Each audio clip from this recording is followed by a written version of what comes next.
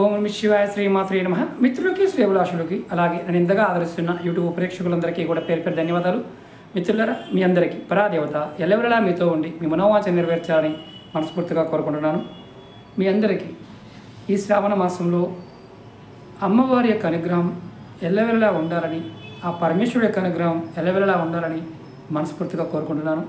అలాగే శ్రావణ శుక్రవారం వస్తుంది గురువుగారు, ఏదైనా చిన్న వీడియోలో అద్భుతమైన ఫలితం వచ్చే ఉపాయం చెప్పండి అని చాలామంది అడగడం జరిగింది.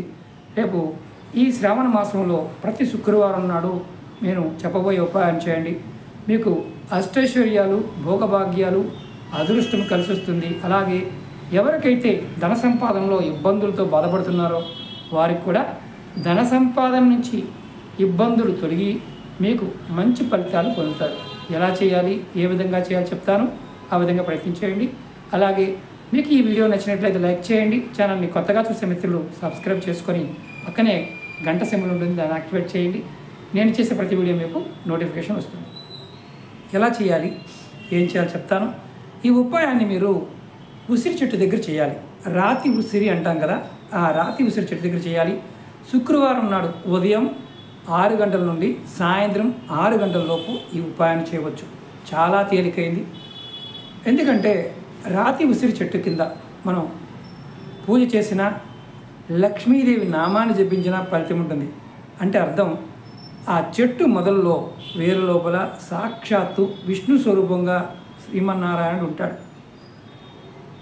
ఎవరైనా సరే శుక్రవారం నాడు శ్రావణ మాసంలో రాతి ఉసిరి చెట్టు దగ్గర ఆవు నెత్తితో దీపారాధన చేసి అక్కడ కాస్త పసుపుని, మామూలుగా మనం తడపకుండా పొడి పసుపుని చెట్టు మొదల్లో వేసి అక్కడ మట్టి ప్రమిదిలో ఆవు నేతితో దీపం వెలిగించి నైవేద్యంగా బెల్లం కానీ అరటిపళ్ళు కానీ నైవేద్యంగా పెట్టి మీరు ఆ చెట్టు దగ్గర ఆసనం, ఒక క్లాత్ వేసుకొని కూర్చొని చక్కగా లక్ష్మీ అష్టోత్తరాన్ని కానీ అలాగే నారాయణ మంత్రాన్ని కానీ జపం చేస్తే ప్రతి శుక్రవారం, శ్రావణ మాసంలో వచ్చి ప్రతి శుక్రవారం నాడు ఇలా ఉసిరి చెట్టు దగ్గర చేసినట్లయితే శ్రీమన్నారాయణ కృపాకటాక్షం కలుగుతుంది.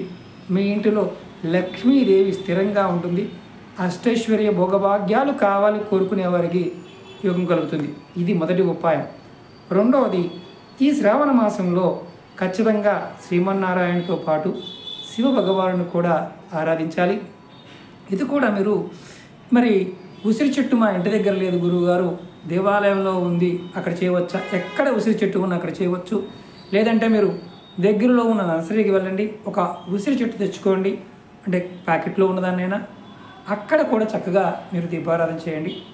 ఐశ్వర్యవంతులు అవుతారు, దాంట్లో ఒకటే లేదు. అలాగే రెండో ఉపాయం ఏంటంటే, ఇది మీరు ఎవరైనా సరే ఈ శ్రావణ మాసం మొత్తం కూడా ఒక నియమంగా రేపటి నుంచైనా మొదలుపెట్టండి. ఎక్కడైనా మర్రి చెట్టు ఉంటే, ఎవరికైతే అప్పులు బాగా ఉన్నాయో, అప్పులు తీర్చలేకపోతున్నాం గురువుగారు, చచ్చిపోతున్నాము అప్పుల వల్ల అనుకునేవారు ఎవరైనా, పెద్ద అప్పు అయినా చిన్న అప్పు అయినా ఏ అప్పు అయినా సరే, మీరు రేపటి నుండి శ్రావణ మాసం పూర్తి అయ్యే వరకు చక్కగా ఒక ఇంటి దగ్గర నుండి కొద్దిగా నీరు తీసుకువెళ్ళండి. ఒక కాపర్ లోటాలో కానీ, కాపర్ బాటిల్లో కానీ, కాపర్ చెంబులో కానీ మర్రి చెట్టు దగ్గరికి వెళ్ళండి. ఆ నీళ్ళ లోపల కొద్దిగా వరిపిండి కలపండి, కొద్దిగా 2 చుక్కల పాలు కలపండి. కలిపి ఆ మర్రి చెట్టు మొదల్లో నీళ్లు పోయండి. పోసి చెట్టు చుట్టూ 3 ప్రదక్షిణ చేయండి. చెట్టును అడ్డుకోవాల్సిన అవసరం లేదు. మీకు ఓపిక ఉంటే కనుక, అవకాశం ఉంటే దీపారాధన చేయండి. అక్కడ మట్టి ప్రమిదిలోనే నువ్వుల నూనె కానీ, ఆవు నెయ్యి కానీ, కొబ్బరి నూనె వేసి 2 ఒత్తులు వేసి విడివిడిగా దీపారాధన చేయండి. అలాగే దీపారాధన అయిపోయిన తర్వాత నైవేద్యంగా మీరు మిశ్రీ కానీ, బెల్లం కానీ, అరటిపళ్ళు కానీ నైవేద్యంగా పెట్టండి.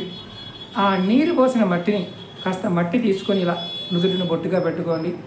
అలాగే మీరు ఒక్కసారి అవకాశం ఉందనుకోండి, ఆ మట్టి తెచ్చుకోండి. ప్రతిరోజు స్నానం చేసిన తర్వాత ఆ మట్టిని కుంకుమలో కలుపు బొట్టుగా పెట్టుకోండి.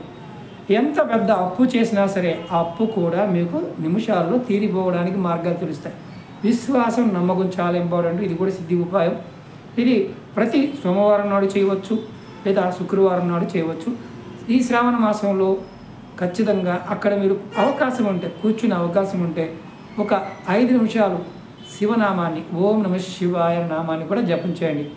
ఖచ్చితమైన ఫలితాన్ని పొందుతారు. అలాగే మూడో ఉపాయం కూడా చెప్తాను.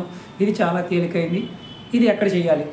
ఎక్కడైనా మీ దేవాలయంలో కానీ ఇంటి దగ్గర కానీ మారేడు చెట్టు ఉంటే మారేడు చెట్టు దగ్గర ఆవునితితో దీపం వెలిగించి పెట్టండి. అలాగే అక్కడ ఆసనం వేసుకొని మీరు లక్ష్మీనారాయణ మంత్రాన్ని, శివపార్వతులని అంటే అష్టోత్తరాలని చదువుకుంటూ ఉండండి. ఎంత పెద్ద అప్పు ఉన్నా సరే, ఎటువంటి సమస్య ఉన్నా సరే తేలిగ్గా బయటపడతారు. ఇది ఎన్ని రోజులు చేయాలి? 45 రోజులు చేయాలి. ఈ 45 రోజుల్లో పీరియడ్స్ టైం ఉన్నప్పుడు ఆపేయండి. ఏదైనా అడ్డంకులు వచ్చినప్పుడు ఆపేయండి. రెగ్యులర్గా చేయడం ప్రయత్నం చేయండి. విశేషమైన ఫలితం కలుగుతుంది.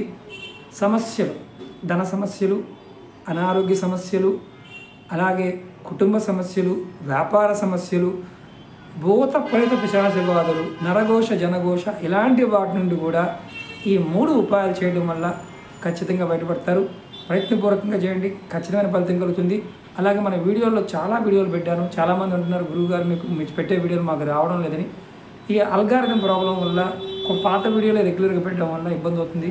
రోజు కూడా మీకు కొత్త వీడియోలు పెట్టడానికి ట్రై చేస్తాను. ఎందుకంటే నెంబర్ ఆఫ్ కాల్స్ అపాయింట్మెంట్స్ ఉండడం వల్ల ఇబ్బంది అవుతుంది. అది కూడా గుర్తుంచుకోండి. అలాగే చాలామంది గురువుగారు మీ పాత నెంబర్ పనిచేయడం లేదు, అది హోల్డ్ అయ్యి ఉంది, వేరే నెంబర్లో మన వీడియో డిస్క్రిప్షన్లో పెట్టాను.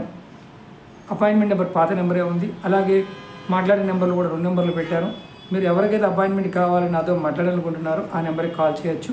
అలాగే దేవతా వస్తువులు బాగుంటాయి, చాలామంది అడిగారు. మన ఈ-కామర్స్ వెబ్సైట్లో కూడా చాలా వరకు ఉన్నాయి. కావాల్సినవి దాంట్లో కూడా తీసుకోవచ్చు. ప్రయత్నపూర్వకంగా చేయండి.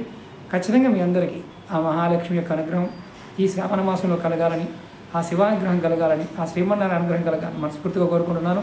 మీ అందరికీ మరొకసారి అమ్మవారి యొక్క కృపాకటాక్ష కలగాలని కోరుకుంటున్నాను. ఓం నమః శివాయ. శ్రీమాత్రే నమః.